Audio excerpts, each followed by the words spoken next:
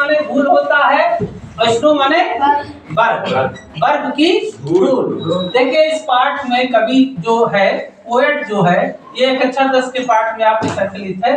तो इसमें पोएट जो है वो कविता लिख रहा है। कविता का शीर्षक है डस्ट ऑफ स्नो, है ना। डस्ट ऑफ स्नो का तात्पर्य है कि बर्फ की धूल या बर्फ के कण, बर्फ के कण। तो इसमें कवि कह रहा है इसका कि the way of crow shook down on me the dust of snow from a hemlock tree। अर्थात हेमलॉक ट्री पर एक पक्षी बैठा था, कौवा बैठा था। कौन बैठा था? कौवा। हाँ, हेमलॉक के वृक्ष पर वो पक्षी बैठा था। तो कवि का उस दिन मूड ऑफ था। वो ऑफ से तात्पर्य उसका मन अच्छा नहीं था और समय जो है वो आलस्य में बीतता चला जा रहा था। कभी कह रहा कि मेरा मूड ठीक नहीं था, मैं डिप्रेशन में था, आलस्य में था और करीब 1/3 भाग मेरा दिन का खराब हो चुका था। मैं ऐसे ही बैठा था। उसके बाद मैं टहलने के उद्देश्य से मैं घर से निकला। क्या बोल रहा है? टहलने के उद्देश्य से मैं घर से निकला तो हेमलॉक वृक्ष के नीचे से, कभी कहा किसके नीचे से जा रहा था? हेमलॉक वृक्ष के नीचे से जा रहा था। वहां पर बर्फ पड़ी हुई थी। पेड़ पे क्या पड़ी हुई थी? बर्फ पड़ी हुई थी। बर्फ पड़ती वहां पर और एक पक्षी बैठा था जिसका क्या नाम था? क्रो, कौवा नाम का एक पक्षी बैठा था। जब कभी जब इसी की 8 फुट पैदल जा रहा था, 8 फुट जब पैदल जा रहा था तो वो जो कौवा था वो एकाएक हिला और वो हिला तो हेमलॉक की जो ब्रांच थी, जो शाखा थी वो हिली और जब हेमलॉक का वृक्ष वो हिला तो ऊपर से जो है क्या है?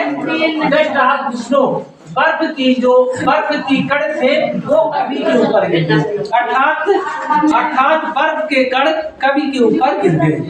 बर्फ के कण कवि के ऊपर गिरने से कवि का मूड जो है एकाएक बदल गया, कवि का मन बदल गया और जो कवि के अंदर डिप्रेशन था, जो होपलेस थी, निराशा थी, वो क्या हो गई? स्फूर्ति में बदल गई। ठीक है, होप में बदल गया, होपलेस होप में बदल गया, डिप्रेशन प्रेजेंटेशन में बदल गया।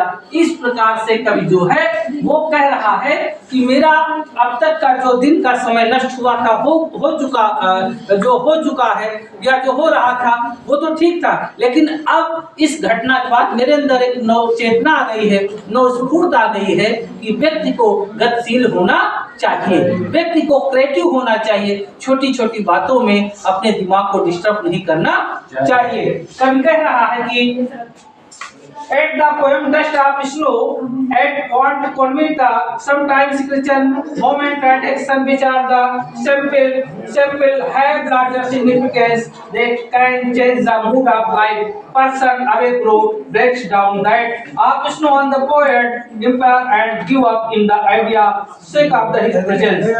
कवि कह रहा है कि इस कौवे ने जो कौवा था उस वृक्ष पर बैठा था, उसके साधारण सी घटना से, अर्थात कवि का कहने का तात्पर्य है बाहर निकलने पर कोई छोटी सी घटना, कोई छोटी सी बात, कोई छोटा सा एक हास परिहास या प्रकृति में उत्पन्न कोई घटना व्यक्ति के मन को बदल सकता है। इसीलिए जब लोग बहुत डिप्रेशन में जाते हैं तो घूम आओ मन बदल जाए, जाके कहीं टहलाओ मन बदल जाएगा। तो कवि ये कह रहा है कि मेरे अंदर जो डिप्रेशन था वो हेमलॉक के वृक्ष पे जो कौवा बैठा था उसके हिलने से और ऊपर से बर्फ के कण गिरने से मेरे ऊपर मेरा मन चेंज हो गया है। मैं पुनः अपनी पूरी स्फूर्ति से अपने काम में लगने जा रहा हूं। Thank you.